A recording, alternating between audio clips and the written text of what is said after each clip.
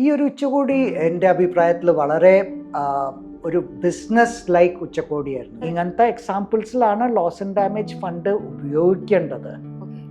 അത് വയനാട്ടിലേക്ക് വന്നിട്ടുണ്ട് എനിക്ക് തോന്നുന്നില്ല. ക്ലൈമറ്റ് ചേഞ്ച് എന്നുള്ള കോൺസെപ്റ്റിനെ, കാലാവസ്ഥ വ്യതിയാനം എന്നുള്ള കോൺസെപ്റ്റിനെ പറഞ്ഞു മനസ്സിലാക്കാൻ വിഷമമായിരുന്നു. അപ്പോൾ കേരളത്തിൽ 2018 വന്ന വെള്ളപ്പൊക്കം, അല്ലെങ്കിൽ ചെന്നൈയിൽ 2015 വന്ന വെള്ളപ്പൊക്കം, അല്ലെങ്കിൽ കേരളത്തിൽ 2017 വന്ന വരൾച്ച, അല്ലെങ്കിൽ ഇപ്പോൾ 2024 വയനാട് ദുരന്തം, അങ്ങനത്തെ പരിസ്ഥിതികളെ കൂടെ നമ്മൾ കടന്നു പോകുമ്പോൾ നമുക്കിപ്പോൾ കാലാവസ്ഥാ വ്യതിയാനത്തിനെ പറ്റി ആൾക്കാരുടെ അടുത്ത് പറയേണ്ട ആവശ്യമില്ല. എങ്ങനെയാണ് ഈ വയനാട് ദുരന്തവും ബാക്കുല് നടക്കുന്ന നെഗോസിയേഷൻസും അതെങ്ങനെയാണ് നാഷണൽ പോളിസി ആയിട്ടും സ്റ്റേറ്റ് പോളിസി ആയിട്ടും ഡിസ്ട്രിക്റ്റ് ആക്ഷൻ പ്ലാനുമായിട്ട് വരുന്നത്, ആ കണക്ഷൻ ചെയ്യേണ്ടത് അതാണ് നമ്മുടെയൊക്കെ ജോലി. ക്ലൈമറ്റ് ചേഞ്ച് ജേർണലിസ്റ്റിൻ്റെയും എൻവയൺമെൻറ്റ് ജേർണലിസ്റ്റിൻ്റെയൊക്കെ അത് ഒരു സ്റ്റോറിയിലോ 2 സ്റ്റോറിയിലോ വരാൻ പോകണില്ല. കാലാവസ്ഥാ വ്യതിയാനത്തിനെ പറ്റിയിട്ട് നമ്മൾ ആസ് ഇൻഡിവിജ്വൽസ് നമ്മൾ ആക്ഷൻ എടുക്കണം വെച്ചാൽ, and as district administration, state administration, national government action എടുക്കണം വെച്ചാൽ ഇത് കൊല്ലത്തിൽ ഒരു പ്രാവശ്യം വന്നിട്ട് കാര്യമില്ല.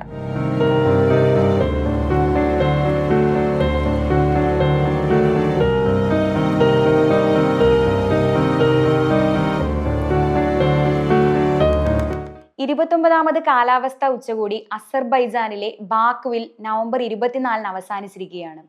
ലോകം മൊത്തം അതിതീവ്ര കാലാവസ്ഥാ സംഭവങ്ങളാൽ ദുരിതം അനുഭവിക്കുന്നതിനാൽ തന്നെ ആഗോള സമൂഹം ഉറ്റുനോക്കിയ ഒരു ഉച്ചകോടിയായിരുന്നു ബാക്കുവിൽ അവസാനിച്ചതെന്ന് പറയാം. വികസിത രാജ്യങ്ങൾ ദരിദ്ര രാജ്യങ്ങൾക്ക് നൽകുന്ന സാമ്പത്തിക സഹായം സംബന്ധിച്ചും നിർണായകമായ തീരുമാനങ്ങൾ ഉണ്ടായ ഒരു ഉച്ചകോടിയായിരുന്നു ബാക്കുവിൽ നടന്നത്. COP29 സാമ്പത്തിക സഹായം സംബന്ധിച്ച് എടുക്കപ്പെട്ട നിർണായകമായ തീരുമാനങ്ങളെക്കുറിച്ചും ക്ലൈമറ്റ് കമ്മ്യൂണിക്കേഷനെ കുറിച്ചും കേരളത്തോട് ഇന്ന് സംസാരിക്കുന്നത് മൂങ്കാബെ ഇന്ത്യയുടെ മാനേജിംഗ് എഡിറ്ററായ S. ഗോപികൃഷ്ണ വാര്യറാണ്. പരിസ്ഥിതി മാധ്യമ രംഗത്ത് വർഷങ്ങളായി പ്രവർത്തിക്കുന്ന സ്വതന്ത്ര മാധ്യമ സ്ഥാപനമായ മൂങ്കാബെ ഇന്ത്യ എല്ലാ കാലാവസ്ഥാ ഉച്ചകോടികളും വളരെ വിശദമായി റിപ്പോർട്ട് ചെയ്യാറുണ്ട്. കാലാവസ്ഥാ വ്യതിയാനം അവരുടെ പ്രധാനപ്പെട്ട പ്രമേയങ്ങളിലൊന്നാണ്. സ്വാഗതം സാർ.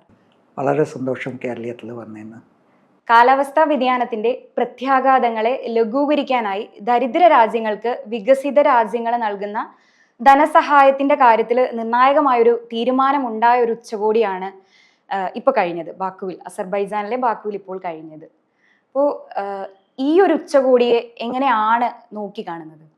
ഈ ഒരു ഉച്ചകോടി എൻ്റെ അഭിപ്രായത്തിൽ വളരെ ഒരു ബിസിനസ് ലൈക്ക് ഉച്ചകോടിയായിരുന്നു. ഇതുവരെ ഉണ്ടായ പല COP, കോൺഫറൻസ് ഓഫ് പാർട്ടീസ് വെച്ച് നോക്കുകയാണ്. എല്ലാ കൊല്ലവും കോൺഫറൻസ് ഓഫ് പാർട്ടീസ് ഉണ്ടാവാറുണ്ട്. ഇത് 29ാമത്തെ കോൺഫറൻസ് ഓഫ് പാർട്ടിയാണ് ഇത് നടക്കുന്നത്. പക്ഷേ ഇത്രയും ബിസിനസ് ലൈക്കായിട്ട് ഒരു ഫോക്കസ്ഡ് എജൻഡയിലേക്ക് പോയിട്ട് അത് ഡിസ്കസ് ചെയ്ത് അതിൻ്റെ മീതെ ഒരു തീരുമാനം എടുത്ത ഒരു ഉച്ചകോടിയാണ് COP29.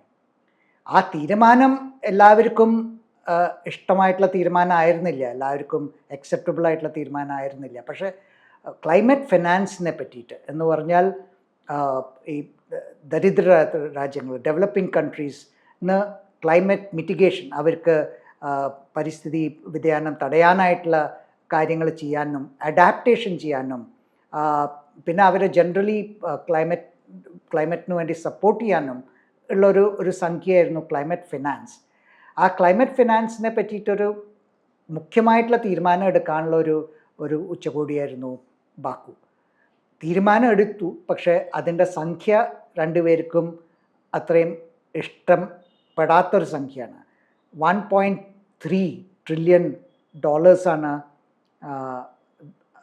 ദരിദ്ര രാജ്യങ്ങൾ ചോദിച്ചിരുന്നത്. പക്ഷേ അവസാനം തീരുമാനിക്കപ്പെട്ട സംഖ്യ $300 ബില്യൺ ആണ്. എന്ന് പറഞ്ഞാൽ $0.3 ട്രില്യൺ ആണ് അവസാനം തീരുമാനിക്കപ്പെട്ട സംഖ്യ.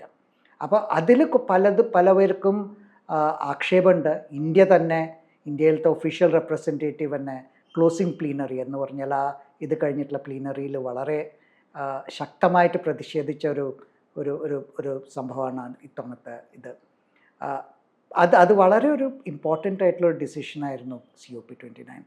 പിന്നെ വേറൊരു ഇമ്പോർട്ടൻ്റ് ആയിട്ടുള്ളൊരു ഡിസിഷൻ നടന്നത് carbon trading, carbon markets, article 6 എന്ന് പറയും, പാരീസ് അഗ്രിമെൻ്റ് ആർട്ടിക്കിൾ 6. അതിനെ പറ്റിയിട്ടും ഒരു തീരുമാനം ഉണ്ടായി. ഈ രണ്ടും വളരെ കാര്യമായിട്ടുണ്ടായ തീരുമാനമാണ് ഇത്തവണത്തെ. അപ്പോൾ വളരെ ബിസിനസ് ലൈക്ക് ഇത്തവണയാണ് ആദ്യമായിട്ട് എല്ലാ രാജ്യങ്ങളും, ദരിദ്ര രാജ്യങ്ങളും ഡെവലപ്ഡ് നേഷൻസും വന്നിട്ട് നമുക്ക് പണത്തിലേക്ക് കടക്കാം, നമുക്ക് പണത്തിനെ പറ്റി സംസാരിക്കാം എന്ന് പറഞ്ഞിട്ടൊരു ഒരു ഒരു ഫോക്കസ്ഡ് ഡിസ്കഷൻ ഉണ്ടായത്. COP29 നവംബർ 11 തുടങ്ങി നവംബർ 22 അവസാനിക്കേണ്ടതായിരുന്നു. എന്നാൽ ഈ സഹായധനത്തിന്റെ പേരിലുള്ള തർക്കങ്ങൾ മൂലമാണ് ഞായറാഴ്ച വരെ ഇത് നീണ്ടുപോയതെന്ന് റിപ്പോർട്ടുകളുണ്ട്. എന്താണ് ആ തർക്കങ്ങളുടെ കാരണം? വികസിത രാജ്യങ്ങളുടെ ഇത്തരത്തിൽ തർക്കത്തിലേക്ക് പോയുള്ള നിലപാടിനെ എങ്ങനെയാണ് നോക്കിക്കാണുന്നത്? ഈ COP29 അല്ല, ഇതിൻ്റെ മുമ്പത്തെ കോപ്പുകൾക്കും ലാസ്റ്റ് ഡേ എക്സ്റ്റെൻഡ് ചെയ്ത് പോക്ക്, ലാസ്റ്റ് ഡേത്തെ തീരുമാനം എടുക്കാൻ പറ്റാതെ നീണ്ടുപോക്ക്, അത് പല കോപ്പിനും ഇതിന് മുമ്പ് ഉണ്ടായിട്ടുണ്ട്. അപ്പോൾ അതൊരു പ്രത്യേകിച്ചൊരു അൺകോമൺ ആയിട്ടുള്ളൊരു ഫീച്ചറല്ല. പക്ഷെ ഇതിൽ ഈ കോപ്പിൽ ഇത്രയും അധികം നീണ്ടുപോകാനുള്ള കാരണം ആ സംഖ്യയുടെ പേരിൽ, സംഖ്യ എത്രയാണ് അതിലൊരു തീരുമാനം വരുന്നതിൽ ഡെവലപ്ഡ് നേഷൻസിനും ഡെവലപ്പിംഗ് നേഷൻസിനും അതിനൊരു അണ്ടർസ്റ്റാൻഡിങ് വരാൻ പറ്റാത്തത് കാരണമായിരുന്നു ഇത് ഇത്ര നീണ്ടുപോയത്. ഇതിനൊരു ഹിസ്റ്ററി ഉണ്ട് അനീഷ. ഇത് 2009 കോപ്പൻഹേഗൻ, ഡെൻമാർക്കിൽ കോപ്പൻഹേഗനിൽ COP നടന്നപ്പോൾ അന്നാണ് തീരുമാനിച്ചത് ഡെവലപ്പിംഗ് കൺട്രീസിന് അന്നൊരു ഗ്രീൻ കാർബൺ ഫണ്ട് എന്ന് പറഞ്ഞിട്ട്, ഗ്രീൻ ക്ലൈമറ്റ് ഫണ്ട്, അത് ഡിസൈഡ് ചെയ്തിട്ട് അന്ന് തീരുമാനിച്ചത് എന്താണെന്ന് വെച്ചാൽ 2020 മുതൽക്ക് എല്ലാ കൊല്ലവും ഡെവലപ്പിംഗ് കൺട്രീസിന് $100 ബില്യൺ എല്ലാ കൊല്ലവും കൊടുക്കും. 2020 കോവിഡ് കാരണം ആ കൊല്ലം ഈ 100 ബില്യൺ ഉണ്ടായില്ല. അത് 2022 100 ബില്യൺ തികച്ചു വന്നത്. ആ 100 ബില്യൺ തികച്ചു വന്നോന്നുള്ളതിൽ തന്നെ തർക്കമുണ്ട് ഡെവലപ്ഡ് കൺട്രീസും ഡെവലപ്പിംഗ് കൺട്രീസിൻ്റെ ഇടയിൽ. പക്ഷേ 100 ബില്യൺ തികച്ചു വന്നത്. അപ്പോൾ ഇനി നമ്മൾ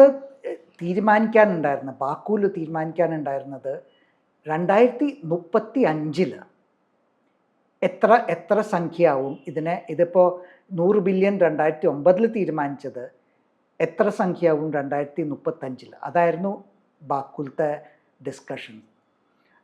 പക്ഷേ ബാക്കുൽ അത് തീരുമാനിച്ചത് 300 ബില്യനാണ് 2035.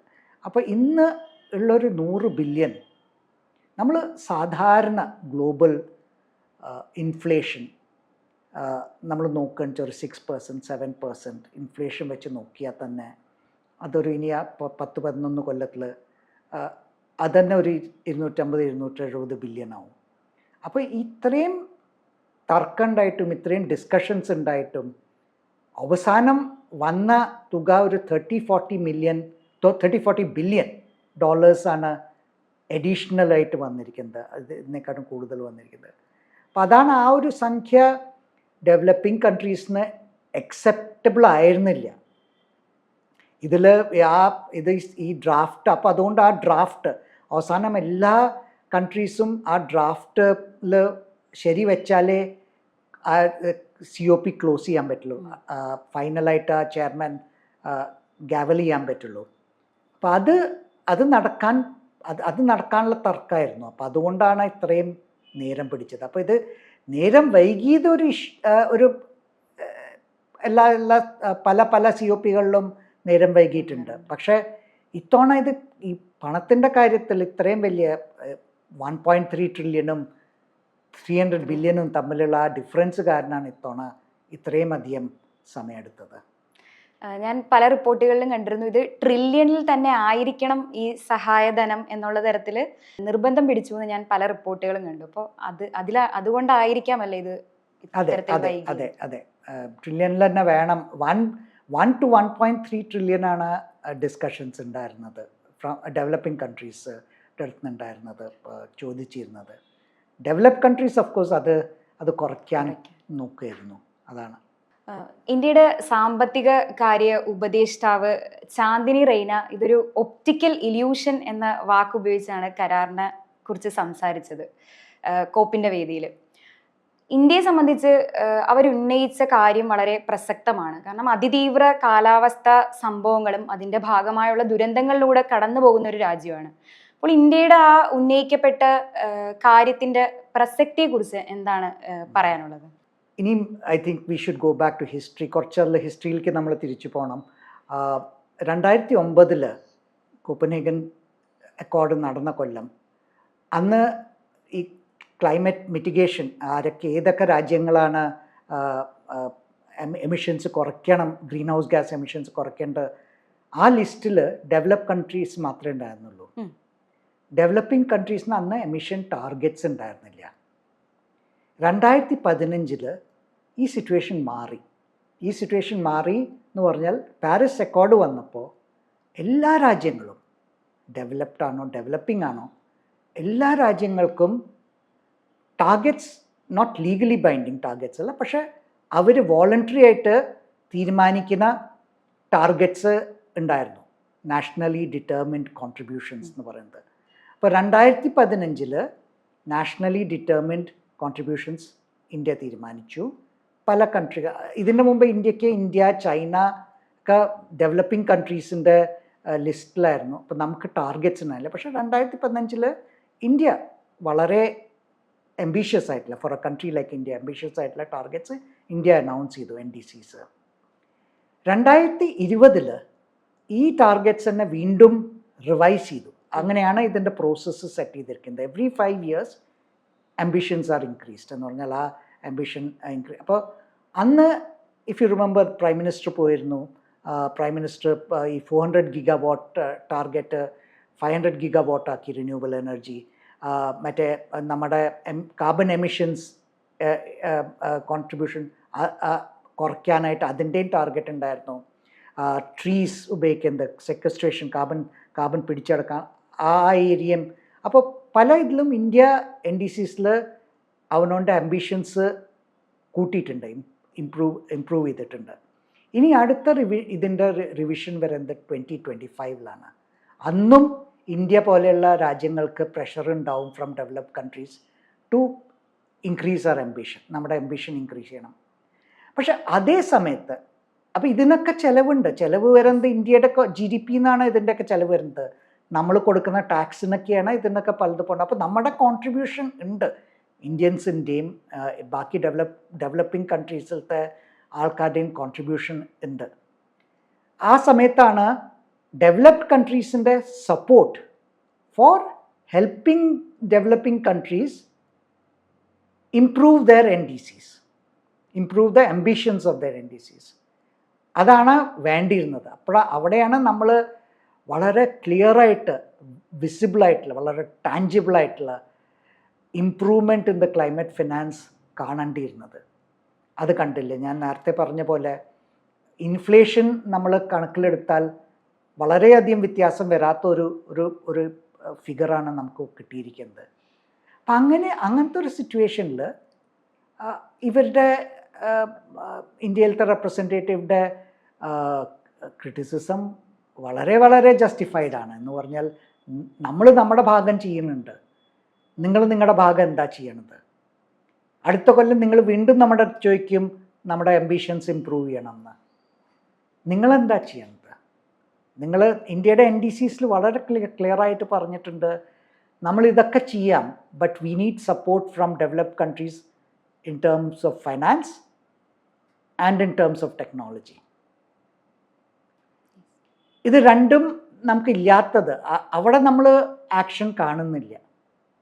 അപ്പോൾ ആ ഒരു സെൻസിൽ ഇന്ത്യൻ റെപ്രസെൻറ്റേറ്റീവിൻ്റെ പൊസിഷൻ ഈ ഡ്രാഫ്റ്റ് പുറത്തു വന്നപ്പോൾ ഇന്ത്യൻ റെപ്രസെൻറ്റേറ്റീവ് ഇന്ത്യക്ക് മാത്രമായിട്ടല്ല, പക്ഷേ എല്ലാ രാജ്യങ്ങൾക്കും, എല്ലാ ഡെവലപ്പിംഗ് കൺട്രീസിന് വേണ്ടിയിട്ടാണ് സംസാരിച്ചത്. ഇന്ത്യയുടെ സിറ്റുവേഷൻ വളരെ ഇമ്പോർട്ടൻ്റ് ആണെന്ന് പറയാൻ കാരണം ഇന്ത്യയിൽ ലോകത്തിലത്തെ 17% പോപ്പുലേഷനാണ് ഇന്ത്യയിലുള്ളത്. ആൻഡ് ഇന്ത്യയുടെ monsoonal, we are dependent on the monsoonal system. ഈ മോൺസൂണൽ സിസ്റ്റത്തിൽ ഓൾറെഡി സയൻറ്റിഫിക് റിസർച്ച് കാണിക്കുന്നുണ്ട് ക്ലൈമറ്റ് ചേഞ്ച് കാരണം മോൺസൂണൽ സിസ്റ്റത്തിൽ ഇഷ്യൂസ് വരുന്നുണ്ട്. എന്ന് പറഞ്ഞാൽ നമുക്ക് സ്ഥിരമായിട്ട് കിട്ടിയിരുന്ന ജൂൺ 1 സ്കൂളിൽ പോകുമ്പോൾ കിട്ടിയിരുന്ന മഴ തുടങ്ങുന്നത് അത് മാറി ഇപ്പോൾ ഏപ്രിലൊക്കെയാണ് മഴ വരുന്നത്. മഴ വരുമ്പോൾ ഭയങ്കരമായിട്ട് മഴ വരും, വളരെയധികം മഴ വരും, പ്രളയം ഉണ്ടാവും, മഴയില്ലാത്തപ്പോൾ വരൾച്ചയാണ്. അപ്പോൾ ആ ഒരു സീസണാലിറ്റി കുറഞ്ഞു വരികയാണ് ക്ലൈമറ്റ് ചേഞ്ച് കാരണം. അപ്പോൾ ഇതിൻ്റെ കുറേ ഇംപ്ലിക്കേഷൻസ് നമ്മുടെ അഗ്രികൾച്ചറിനും നമ്മുടെ ഇക്കോണമിക്ക് ഒക്കെ ഉണ്ട്.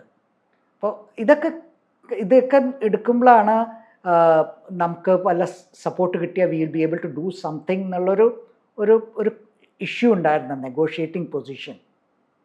അതിപ്പോൾ ഓൾമോസ്റ്റ് നോട്ട് ഡെയർ എന്നുള്ളൊരു ഉള്ളതിനെക്കാട്ടും വളരെ മെച്ചമില്ല എന്നുള്ള പൊസിഷനാണ് ഇപ്പോൾ കാണുന്നത്. അപ്പോൾ നമ്മൾ ഇനി എന്താണെന്ന് വെച്ചാൽ നമ്മൾ തന്നെ ചെയ്യേണ്ടി വരും, നമ്മളുടെ തന്നെ ആക്ഷനിൽ വേണ്ടി വരും. സാർ ഇപ്പോൾ പറഞ്ഞപ്പോൾ നാഷണലി ഡിറ്റർമൈൻഡ് കോൺട്രിബ്യൂഷൻസ് അല്ലെങ്കിൽ NDCs കുറിച്ച് പറഞ്ഞിരുന്നു. അതെന്താണെന്നൊന്ന് വ്യക്തമാക്കുമായിരുന്നു എന്നുണ്ടെങ്കിൽ. ഞാൻ ഇതിൻ്റെ മുമ്പ് പറഞ്ഞ പോലെ 1992 റിയോ സമ്മിറ്റിൽ ആണ് ഈ ക്ലൈമറ്റ് ചേഞ്ച് കൺവെൻഷൻ വന്നത്. അന്ന് വന്ന 3 കൺവെൻഷൻസിൽ ഒന്ന് ക്ലൈമറ്റ് ചേഞ്ച് കൺവെൻഷൻ, മറ്റേ convention on biological diversity, and മൂന്നാമത്തത് to prevent spreading of deserts, desertification, combat desertification. അങ്ങനെ മൂന്ന് കൺവെൻഷൻസാണ് വന്നത്. അപ്പോൾ അന്ന് എന്താ പറഞ്ഞത് വെച്ചാൽ climate change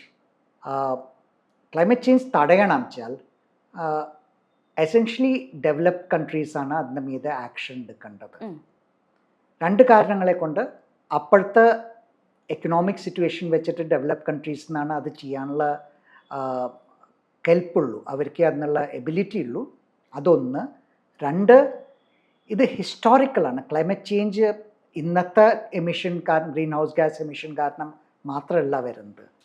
climate change historical emissions കാരണം. ആൻഡ് ഈ ഹിസ്റ്റോറിക്കൽ എമിഷൻസ് തുടങ്ങുന്നത് ഇൻഡസ്ട്രിയൽ റെവല്യൂഷൻ സമയത്താണ്. എന്ന് പറഞ്ഞാൽ ഫ്രം ദ ഇയർ 1850 to 1900, അതാണ് ഈ ഇതിന് ഇൻഡസ്ട്രിയൽ റെവല്യൂഷൻ എന്ന് പറഞ്ഞിട്ട് ക്ലൈമറ്റ് ചേഞ്ച് നെഗോഷിയേഷന് വേണ്ടി എടുക്കുന്ന period. So between 1850-1900 industrial revolution ഉണ്ടായിരിക്കുന്നത് ഡെവലപ്ഡ് കൺട്രീസിലാണ്. അപ്പോൾ എമിഷൻസും ഡെവലപ്ഡ് കൺട്രീസിലാണ് ഉണ്ടായിരിക്കുന്നത്. അപ്പോൾ ടേക്കിംഗ് കെയർ ഓഫ് 2 ഫാക്ടേഴ്സ്. ഒന്ന്, അപ്പോഴത്തെ എമിഷൻസും ആ എമിഷൻസിനെ ഡീൽ ചെയ്യാനുള്ള ഫിനാൻഷ്യൽ സ്ട്രെങ്ത്തും, ആൻഡ് ഹിസ്റ്റോറിക്കൽ എമിഷൻസ്. ഇതെല്ലാം കണക്കിലെടുത്തിട്ടാണ് അന്ന് ഈ 2 ലിസ്റ്റുകൾ ഉണ്ടാക്കിയത്. ഡെവലപ്ഡ് കൺട്രീസിൻ്റെ ഒരു ലിസ്റ്റും ഡെവലപ്പിംഗ് കൺട്രീസിൻ്റെ ഒരു ലിസ്റ്റും. അപ്പോൾ ഡെവലപ്ഡ് കൺട്രീസിന് ടാർഗറ്റ് ഉണ്ടായിരുന്നു. അവരുടെ റിപ്പോർട്ടിംഗ് പീരിയഡ് ഫ്രം 1992, അവരുടെ റിപ്പോർട്ടിംഗ് പീരിയഡ് വാസ് 2008 to 2012 തീരും. അതാണ് ആ ഫസ്റ്റ് റിപ്പോർട്ടിംഗ് പീരിയഡ് ഉണ്ടായിരുന്നത്. അപ്പം അന്ന് എന്താ തീരുമാനം? അത് കഴിഞ്ഞിട്ട് പിന്നെ ബാക്കിയുള്ള COPsൽ വന്ന തീരുമാനം എന്താണെന്ന് വെച്ചാൽ ഈ എൻറ്റയർ സിസ്റ്റത്തിനെ നമ്മൾ റിവ്യൂ ചെയ്യും. റിവ്യൂ ചെയ്യുന്നത് 2015 അപ്പോൾ അതാണ് ഈ 2015 പാരീസ് COP ഇത്രയും പ്രാധാന്യം വന്നത്. 2015 പാരീസ്. അപ്പോൾ അന്ന് നെഗോഷിയേറ്റ് ചെയ്തപ്പോൾ എൻറ്റയർലി ഡിഫറെൻറ്റ് ഫ്രെയിം വർക്ക് ആണ് വന്നത്. ആ ഫ്രെയിം വർക്ക് പാരീസ് അഗ്രിമെൻറ്റ് നമ്മൾ പറയുന്നു. അപ്പോൾ ഈ പാരീസ് അഗ്രിമെൻറ്റിൽ എന്തായിരുന്നു വെച്ചാൽ, അപ്പോൾ ഇതിൻ്റെ ഇടയിൽ പറ്റിയ ഡെവലപ്മെൻറ്റ് എന്താണെന്ന് വെച്ചാൽ, countries like India, China, Brazil, ഈ കൺട്രീസൊക്കെ ഡെവലപ്പിംഗ് കൺട്രീസ് ലിസ്റ്റിലായിരുന്നു ആദ്യത്തെ ലിസ്റ്റിൽ. അപ്പോൾ നമുക്കൊന്നും ടാർഗറ്റ്സ് ഉണ്ടായിരുന്നില്ല. അപ്പോൾ ആ ഡെവലപ്ഡ് കൺട്രീസ് പറഞ്ഞത് ഇവർക്കും ഇന്നത്തെ കൺട്രീസിനും ടാർഗറ്റ്സ് വേണം. അപ്പോൾ പാരീസ് അഗ്രിമെൻറ്റിൽ എന്താ തീരുമാനിച്ചു വെച്ചാൽ, എല്ലാ കൺട്രീസും അവനോന്ന് സാധിക്കുന്ന വിധത്തിൽ, വോളണ്ടറിയാണ്, അവനോന്ന് സാധിക്കുന്ന വിധത്തിൽ ആക്ഷൻ ചെയ്യും. ബോത്ത് ഫോർ മിറ്റിഗേഷൻ എന്ന് പറഞ്ഞാൽ ഗ്രീൻ ഹൗസ് ഗ്യാസ് വരുന്നത് കുറയ്ക്കാനായിട്ടും, ആൻഡ് ഫോർ അഡാപ്റ്റേഷൻ എന്ന് പറഞ്ഞാൽ ഗ്രീൻ ഹൗസ് ഗ്യാസ് വന്നു കഴിഞ്ഞിട്ട് നമുക്ക് എങ്ങനെ ജീവിക്കാൻ പറ്റുക അതിനും. അപ്പോൾ അതാണ് നാഷണലി ഡിറ്റർമിൻഡ് കോൺട്രിബ്യൂഷൻ എന്ന് പറഞ്ഞത്. അപ്പോൾ എല്ലാ കൺട്രിയും ഡിക്ലെയർ ചെയ്യണ, നമ്മുടെ country will do XYZ over A period of time എന്ന് പറഞ്ഞാൽ സ്റ്റാർട്ടിങ് ഫ്രം 2015 ടു 2030 നമ്മളിത് ചെയ്യും. അപ്പോൾ അങ്ങനെയാണ് ഇന്ത്യ നാഷണലി ഡിറ്റർമിൻഡ് കോൺട്രിബ്യൂഷൻ പറഞ്ഞത്. ഇന്ത്യ പറഞ്ഞു it will reduce its emission intensity എന്ന് പറഞ്ഞാൽ emission over 1 rupee of GDP it will reduce by 35% എന്ന് പറഞ്ഞു. പിന്നെ ഇന്ത്യ പറഞ്ഞു നമ്മൾ നമ്മുടെ നോൺ കൺവെൻഷണൽ എനർജി എന്ന് പറഞ്ഞാൽ നോൺ ഫോസിൽ ഫ്യൂൽ, കോളും പെട്രോളും ഉപയോഗിക്കാണ്ട്, പെട്രോൾ അല്ലെങ്കിൽ പെട്രോളിയം പ്രോഡക്ട്സ് ഉപയോഗിക്കാണ്ട് എനർജി ജനറേറ്റ് ചെയ്യൽ നമ്മൾ ബൈ 2022 നമ്മൾ 2030 നമ്മൾ 400 GW ജനറേറ്റ് ചെയ്യും എന്ന് പറഞ്ഞു. അപ്പോൾ ഇതാണ് നാഷണലി ഡിറ്റർമിൻഡ് കോൺട്രിബ്യൂഷൻ. അതങ്ങനെ എല്ലാ കൺട്രീസിനും ഉണ്ട്. എല്ലാ കൺട്രീസും പറഞ്ഞിട്ടുണ്ട്. വലിയ കൺട്രി ആയാലും ചെറിയ കൺട്രി ആയാലും അവനവൻ്റെ NDCs പറഞ്ഞിട്ടുണ്ട്. ഇത് എവറി 5 years റിവ്യൂ ചെയ്യും എന്നാണ് അന്നെടുത്ത തീരുമാനം. അപ്പോൾ 2020 ഇത് റിവ്യൂ ചെയ്തു. അപ്പോൾ ഇന്ത്യ കുറച്ച് ആംബിഷൻസ് കൂട്ടി. ഇനി 2025 എല്ലാ കൺട്രീസും ഇതിൻ്റെ ആംബിഷൻസ് കൂട്ടും. അപ്പോൾ ഇത് ബേസിക്കലി ഓരോ കൺട്രി പറയണം, എൻ്റെ കൺട്രിയിൽ ഇത്ര മിറ്റിഗേഷൻ ഉണ്ട്, ഇത്ര അഡാപ്റ്റേഷൻ ചെയ്യുന്നുണ്ട്. അതാണ് NDC എന്ന് പറയുന്നത്. ഇന്ത്യ മാത്രമല്ല, ഒരുപാട് രാജ്യങ്ങൾ ഇപ്പോൾ ഉണ്ടായ ഈ കരാറിനുമായി ബന്ധപ്പെട്ട് എതിർപ്പുകൾ പ്രകടിപ്പിക്കുകയും ദ്വീപ് രാഷ്ട്രങ്ങൾ ഇറങ്ങി പോവുക വരെ ഉണ്ടായി. അപ്പോൾ വികസ്വര രാജ്യങ്ങളെ അല്ലെങ്കിൽ ദരിദ്ര രാജ്യങ്ങളെ സംബന്ധിച്ച് ബാക്കു ഉച്ചകോടി ഒരു നീതികേടായിരുന്നു. നീതികേട് എന്ന് പറഞ്ഞാൽ അതൊരു ഹിസ്റ്റോറിക്കൽ ഇൻജസ്റ്റിസിൻ്റെ 1 more സ്റ്റെപ്പ് എന്ന് നമുക്ക് പറയാം. എന്ന് പറഞ്ഞാൽ ഇറ്റ്സ് നോട്ട് ബാക്കു മാത്രം അല്ല, this part of a larger process, I mean which starts from colonialism, where ആ സമയത്ത് ചില കൺട്രികളുടെ ഇൻഡസ്ട്രിയൽ ഡെവലപ്മെൻറ്റിൽ നിന്ന് റിസോഴ്സസ് വേറെ ചില കൺട്രികളിലേക്ക് ഡെവലപ്പിംഗ് കൺട്രീസിന് കൊണ്ടുപോകും. അത് കഴിഞ്ഞിട്ട് കഴിഞ്ഞ ഒരു 1960s 70s ദശകങ്ങൾ തുടങ്ങിയിട്ട് പൊല്യൂട്ടിംഗ് ഇൻഡസ്ട്രീസ് ഡെവലപ്പിംഗ് കൺട്രീസിലേക്ക് നീക്കിയിരുന്നു. അപ്പോൾ പല പ്രൊഡക്ഷൻ ചൈനയിലേക്കും വേറെ കൺട്രീസിലേക്കും ഡെവലപ്പ് കൺട്രീസ് നീക്കിയിരുന്നു. അപ്പോൾ ദാറ്റ് വാസ് ദ സെക്കൻഡ്. അപ്പോൾ ഇതതിൻ്റെ ഒരു തേർഡ് സൈഡാണ്. എന്ന് പറഞ്ഞാൽ ഇതിൻ്റെ കൂടെ വേറൊരു വലിയൊരു ഡിസ്കഷൻ നടക്കുന്നുണ്ട്. അത് ഇത്തവണ മൊങ്കബേൻഡിയ റിപ്പോർട്ട് ചെയ്തിരുന്നു. ഇത്തവണത്തെ ഉച്ചകോടിയിൽ വന്ന ഒരു ഡിസ്കഷനാണ്. യൂറോപ്പ്, ഐ മീൻ ആഫ്റ്റർ ഈ polluting industries moving from developed countries to developing countries, ഇപ്പോൾ ഇവിടുന്ന് പ്രോഡക്ട്സ് EUയിലേക്ക് പോവുകയാണെന്ന് വെച്ചാൽ, യൂറോപ്യൻ യൂണിയൻ കൺട്രീസിലേക്ക് പോവുകയാണെന്ന് വെച്ചാൽ അവരൊരു പുതിയൊരു CBAM എന്ന് പറഞ്ഞിട്ട് കാർബൺ ബോർഡർ അഡ്ജസ്റ്റ്മെൻറ്റ് മെക്കാനിസം മറ്റൊരു പുതിയൊരു ഒരു നോൺ ടാരിഫ് ട്രേഡ് ബാരിയർ പോലെ അവർ ഇൻട്രൊഡ്യൂസ് ചെയ്തിട്ടുണ്ട്. അപ്പോൾ അതിലെങ്ങനെയാണെന്ന് വെച്ചാൽ ഇപ്പോൾ ഇവിടെ നിന്ന് നമ്മളൊരു പ്രോഡക്റ്റ് ഉണ്ടാക്കുകയാണ്, ഈ കപ്പ് ഉണ്ടാക്കുകയാണ്, ഇന്ത്യയിൽ കപ്പ് ഉണ്ടാക്കിയിട്ട് യൂറോപ്പിലേക്ക് എക്സ്പോർട്ട് ചെയ്യണം. അപ്പോൾ അവർ പറയണ ഈ കപ്പ് ഉണ്ടാക്കുമ്പോൾ ഇത്ര എമിഷൻസ് വരുന്നുണ്ട്, ഗ്രീൻ ഹൗസ് ഗ്യാസ് എമിഷൻസ് വരുന്നുണ്ട്. അപ്പോൾ ഈ ഗ്രീൻ ഹൗസ് ഗ്യാസ് എമിഷൻസ് വരുന്ന കാരണം കൊണ്ട് ഇത് നമ്മുടെ കൺട്രിയിൽ വരുമ്പോൾ നിങ്ങൾ ഇത്ര അധികം ഇമ്പോർട്ട് ഡ്യൂട്ടി നമുക്ക് തരണം to offset the emissions here. അപ്പോൾ ദെൻ നമ്മൾ ആ ഒരു പ്രോസസ്സ് നോക്കുകയാണെന്ന് വെച്ചാൽ ഇപ്പോൾ ബാക്കുവിൽ പണം കുറഞ്ഞത് ഇറ്റ്സ് നോട്ട് വൺ ഇൻജസ്റ്റിസ്, ഇപ്പോഴത്തെ ഇൻജസ്റ്റിസ് അല്ല, it's part of a larger historical unjust process. So അതാണ് മിക്ക മൾട്ടിലാറ്ററൽ അഗ്രിമെൻറ്റ്സിൻ്റെ ഡിസ്കഷൻസിലൊക്കെ പലപ്പോഴും ഡെവലപ്പിംഗ് കൺട്രീസ് ഡിസ്കഷനിൽ develop countries have an upper hand in these discussions. അപ്പോൾ പലപ്പോഴും ഇപ്പോൾ ഈ WTO, ഐ മീൻ ഈ CBAM എന്നുള്ള issue, it's A trade issue that should have been discussed in the WTO process, not in the carbon. But non barrier അത് ഇവിടുത്തെ ഒരു carbon issue WTOയിൽ reflect ചെയ്യലും, WTOയുടെ ഒരു ഇഷ്യൂ കാർബൺ ഇഷ്യൂവിൽ ക്ലൈമറ്റ് ചേഞ്ച് ഇഷ്യൂവിലും റിഫ്ലക്റ്റ് ചെയ്യലും. അങ്ങനെ പല വിധത്തിലും ഒരു അൺജസ്റ്റ് പ്രോസസ്, അൺജസ്റ്റ് ഫ്രെയിം വർക്കിൻ്റെ ഒരു ഭാഗമായിട്ടേ നമുക്ക് ബാക്കു കാണാൻ പറ്റുള്ളൂ. ഒരു കണ്ടിന്യൂയിങ് പ്രോസസ്സിൻ്റെ ഒരു ഭാഗമായിട്ട്. ഇപ്പോൾ ബാക്കുവിലുണ്ടായ ധനസഹായത്തിന് അവരൊരു പേര് നൽകിയിട്ടുണ്ട്, ന്യൂ കളക്റ്റീവ് ക്വാണ്ടിഫൈഡ് ഗോൾ അല്ലെങ്കിൽ NCGQ എന്ന്. അതുപോലെ ഇതിനു മുമ്പ് ലോസ് ആൻഡ് ഡാമേജ് ഫണ്ട് എന്നൊരു കൺസെപ്റ്റ് ഉണ്ടായിരുന്നു. അപ്പോൾ ഇത് രണ്ടും ഒന്നാണോ? ഇത് തമ്മിലുള്ള വ്യത്യാസം എന്താണെന്നുള്ളതാണ്. Loss and damage fund, loss and damage എന്ന് പറഞ്ഞാൽ എന്താണ്? ഐ തിങ്ക് അതാണ് നമ്മൾ ബേസിക്കലി മനസ്സിലാക്കേണ്ട ഒരു കാര്യം. When everything is all that can be mitigated is mitigated എന്ന് പറഞ്ഞാൽ കുറയ്ക്കാൻ പറ്റുന്നത്, എമിഷൻ കുറയ്ക്കാൻ പറ്റുന്നത് എത്രത്തോളം കുറയ്ക്കാൻ പറ്റും അതെല്ലാം കുറച്ചിട്ട് all that can be adapted is adapted എന്ന് പറഞ്ഞാൽ എത്രത്തോളം നമുക്ക് അതിനോട് ഒത്തുചേർന്ന് ജീവിക്കാൻ പറ്റും അതും നമ്മൾ മാക്സിമം എടുത്തു കഴിഞ്ഞിട്ട് ഇതെല്ലാം കഴിഞ്ഞിട്ട് വരുന്ന നഷ്ടമില്ലേ, പണം നഷ്ടം, അതാണ് ലോസ് ആൻഡ് ഡാമേജ്. അപ്പോൾ ലോസ് ആൻഡ് ഡാമേജ് എന്ന് പറഞ്ഞാൽ ഈ മിറ്റിഗേഷൻ മണി അല്ലെങ്കിൽ അഡാപ്റ്റേഷൻ മണി അതെല്ലാം കഴിഞ്ഞിട്ട് ഇപ്പോൾ ചിലതൊന്നും നമുക്ക് അതിനൊരു ആൻസർ ഇല്ല. അപ്പോൾ വയനാട്ടിലുണ്ടായ ദുരന്തത്തിന് അപ്പം അതിൻ്റെ പണം എന്ന് പറഞ്ഞാൽ അതിനൊരു that's a loss and damage because of the climate change process. അത് മിറ്റിഗേറ്റ് ചെയ്തിട്ടോ അഡാപ്റ്റ് ചെയ്തിട്ടോ ഒന്നും കാര്യമില്ല. ലോസ് അതേപോലെ ബംഗ്ലാദേശാണ് വളരെയധികം ലോസ് ആൻഡ് ഡാമേജിലൊക്കെ ആർഗ്യൂ ചെയ്യുന്ന country.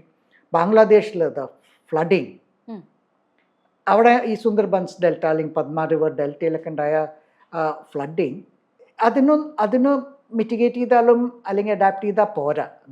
That's like become A permanent damage. അതായത് ക്വാണ്ടിഫൈ ചെയ്യാൻ ബുദ്ധിമുട്ടാണ്. അതെ. അപ്പോൾ ഈ ലോസ് ആൻഡ് ഡാമേജ് എന്ന് പറയുന്നത് വേറൊരു ഒരു ഒരു ഒരു ഒരു എമൗണ്ട് ആണ്. അപ്പോൾ ആ ഡിസ്കഷൻ കഴിഞ്ഞ തവണ ഉണ്ടായി. കഴിഞ്ഞ COP Dubai COP loss and damage fund എന്ന് പറഞ്ഞിട്ട് ഇത് ഗ്രീൻ ക്ലൈമറ്റ് ഫണ്ട് എന്ന് പറഞ്ഞാൽ basically support from developed countries to developing countries to strengthen their mitigation and adaptation action. അപ്പോൾ ഇതിൻ്റെ മുമ്പ് അതിന് ഗ്രീൻ ക്ലൈമറ്റ് ഫണ്ട് അല്ലെങ്കിൽ ഗ്രീൻ കാർബൺ ഫണ്ട് എന്നൊക്കെ പറഞ്ഞിട്ടാണ് അറിഞ്ഞിരുന്നത്. അതാണ് ഈ $100 billion.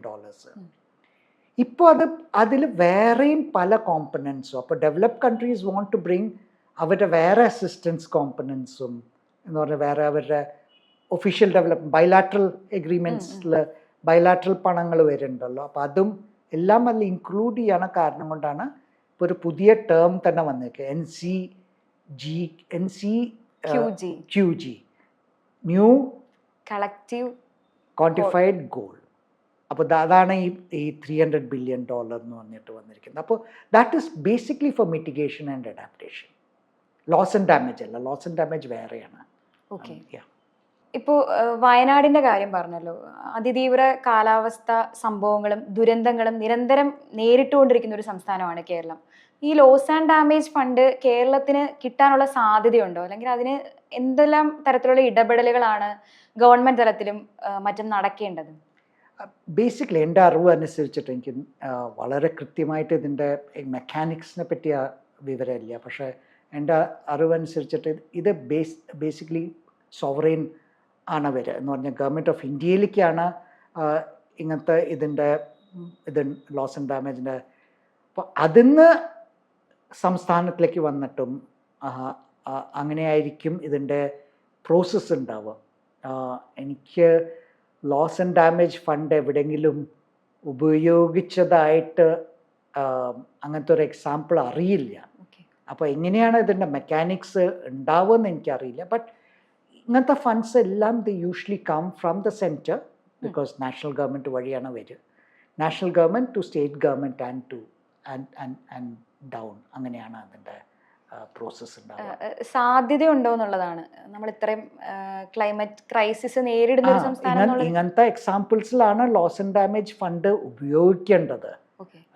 അത് അങ്ങനെ ഉപയോഗിച്ച വയനാട്ടിലേക്ക് വന്നിട്ടുണ്ട് എനിക്ക് തോന്നുന്നില്ല. പക്ഷേ ഇങ്ങനത്തെ സിറ്റുവേഷൻസ് വരുന്ന സമയങ്ങളിലേക്ക് ഉപയോഗിക്കാനുള്ള ഫണ്ടാണ് ലോസ് ആൻഡ് ഡാമേജ് ഫണ്ട്.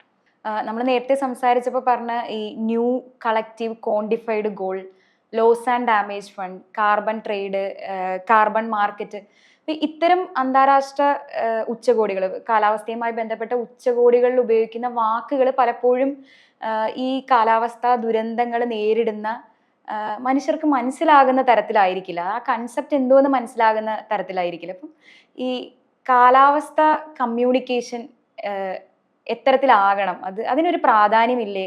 അതാണ് കാലാവസ്ഥ കമ്മ്യൂണിക്കേഷൻ വേണ്ടത് എന്ന് പറഞ്ഞാൽ, ഇപ്പോൾ നമ്മളെപ്പോലുള്ള ആൾക്കാർ വളരെ നമുക്ക് എങ്ങനെയാണ് മാക്രോ ലെവൽ, ഈ നാഷണൽ ഇൻ്റർനാഷണൽ നെഗോസിയേഷൻസും നാഷണൽ പോളിസീസും അതിൻ്റെ ലോക്കൽ ഇംപ്ലിക്കേഷൻസ് എന്താണ്, ആ ലിങ്കേജാണ് കാലാവസ്ഥ കമ്മ്യൂണിക്കേഷന് വേണ്ടത്. Linkage between macro and the micro. അതേപോലെ ഇതൊരു ഒരു വഴിയുള്ള പ്രോസസ്സല്ല. ലോക്കൽ ഇഷ്യൂസ് എങ്ങനെയാണ് നാഷണൽ പോളിസീസ്, അല്ലെങ്കിൽ state policies, national policies, district policy, state policy, national policy, അതേപോലെ ഇൻ്റർനാഷണൽ നെഗോസിയേഷൻസിലേക്ക് കൊണ്ടുവരാൻ പറ്റുക, അത് മൈക്രോ ടു മാക്രോ ലിങ്കേജസ്. അപ്പോൾ പണ്ടൊരു വളരെയധികം പോപ്പുലറായിട്ടുള്ളൊരു ഒരു സ്റ്റേറ്റ്മെൻറ്റ് ഉണ്ടായിരുന്നു, തിങ്ക് ഗ്ലോബലി ആക്ട് ലോക്കലി.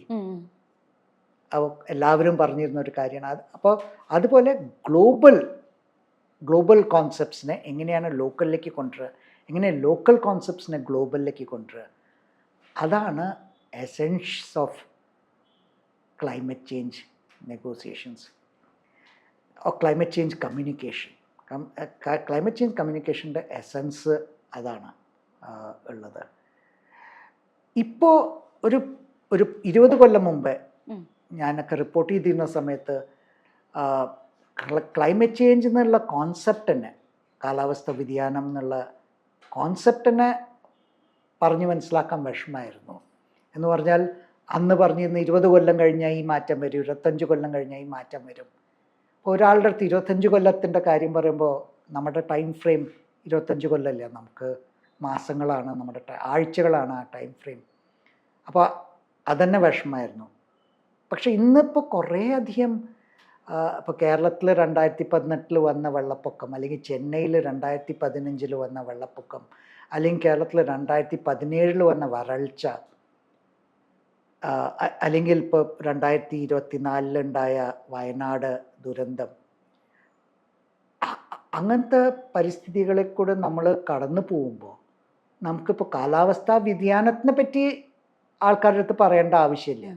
പക്ഷെ എങ്ങനെയാണ് ഈ വയനാട് ദുരന്തവും ബാക്കുല് നടക്കുന്ന നെഗോസിയേഷൻസും അതെങ്ങനെയാണ് നാഷണൽ പോളിസി ആയിട്ടും സ്റ്റേറ്റ് പോളിസി ആയിട്ടും ഡിസ്ട്രിക്റ്റ് ആക്ഷൻ പ്ലാനുമായിട്ട് വരുന്നത്, ആ കണക്ഷൻ ചെയ്യേണ്ടത് അതാണ് നമ്മുടെയൊക്കെ ജോലി.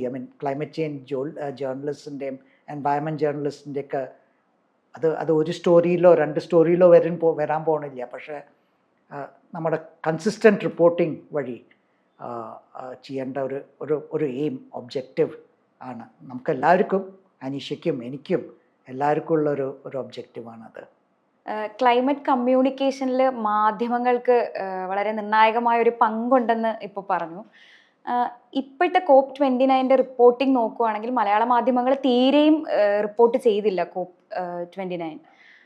ഇത് ക്ലൈമറ്റ് കമ്മ്യൂണിക്കേഷന് എത്തരത്തിലാണ് ബാധിക്കുന്നത്? പ്രത്യേകിച്ച് കഴിഞ്ഞ വർഷങ്ങളിലൊക്കെയും കൃത്യമായി എല്ലാ കാലാവസ്ഥാ ഉച്ചകോടികളും റിപ്പോർട്ട് ചെയ്തൊരു പ്ലാറ്റ്ഫോമാണ് മൂങ്കാബേ. അപ്പോൾ അതിൻ്റെ ഒരു മാനേജിങ് എഡിറ്റർ എന്ന നിലയിൽ മലയാള മാധ്യമങ്ങൾ ഇത് റിപ്പോർട്ട് ചെയ്യാത്തതിനെ എങ്ങനെയാണ് നോക്കി കാണുന്നത്?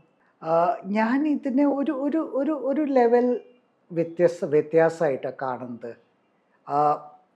US യൂണിവേഴ്സിറ്റി ഓഫ് കൊളറാഡോ ബോൾഡറിൽ ദേ ഹാവ് ഒരു centre for science and technology policy research എന്ന് പറഞ്ഞാൽ അവർ 2000 മുതൽക്ക് ഇതുവരെ ലൈവായിട്ട് ഒരു 200 അടുത്ത് media platforms all over the world അവരെങ്ങനെയാണ് ക്ലൈമറ്റ് ചേഞ്ചും ഗ്ലോബൽ വാർമിങ്ങും കവർ ചെയ്യുന്നതെന്ന് മാപ്പ് ചെയ്തിട്ടുണ്ട്. And it's A continuing study, അത് നടന്നുകൊണ്ടേയിരിക്കുന്ന സ്റ്റഡിയാണ്.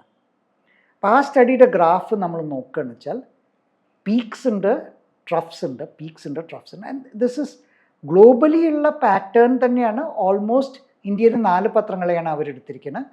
4 ഇംഗ്ലീഷ് പത്രങ്ങളാണ്. Times of India, Hindustan Times, Hindu, അങ്ങനെ ഇന്ത്യൻ എക്സ്പ്രസ്, 4 പത്രങ്ങളാണ് എടുത്തിരിക്കുന്നത്.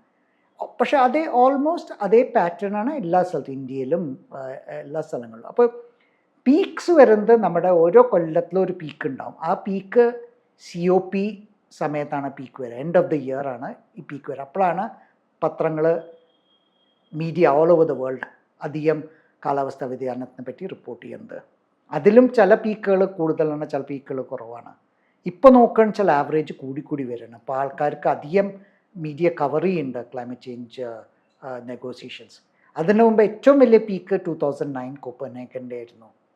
അത് കഴിഞ്ഞിട്ട് വന്ന പീക്ക്, നെക്സ്റ്റ് പീക്ക് പാരീസ് ആയിരുന്നു. അത് കഴിഞ്ഞിട്ട് ഇപ്പോൾ ആവറേജ് കൂടി വരികയാണ്. പക്ഷെ ഞാനിത് കാണുന്നത് ജേർണലിസ്റ്റിൻ്റെ റെസ്പോൺസിബിലിറ്റി ഈ പീക്ക് സമയത്ത് റിപ്പോർട്ട് ചെയ്താൽ തീരില്ല.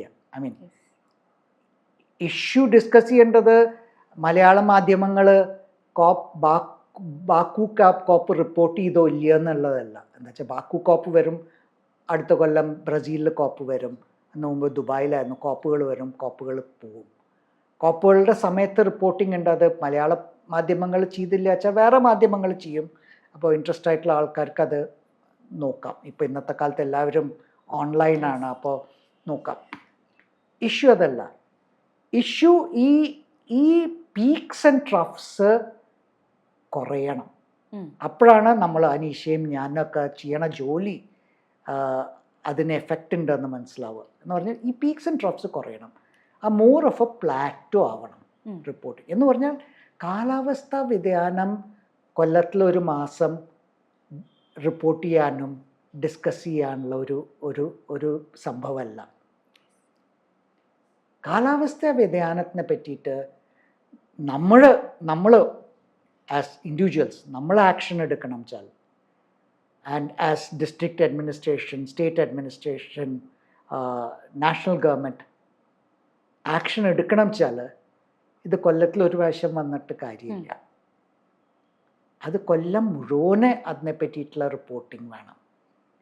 ആ റിപ്പോർട്ടിംഗ് നമ്മൾ വരുന്ന സാധാരണ കാര്യങ്ങൾ, അതിൽ ക്ലൈമറ്റിൻ്റെ ഇമ്പാക്റ്റ് ഉണ്ടോ, ക്ലൈമറ്റ് ചേഞ്ചിൻ്റെ ഇമ്പാക്റ്റ് ഉണ്ടോ. എല്ലാ എൻവയൺമെൻറ്റ് സ്റ്റോറീസും ക്ലൈമറ്റ് ചേഞ്ച് സ്റ്റോറീസ് അല്ല.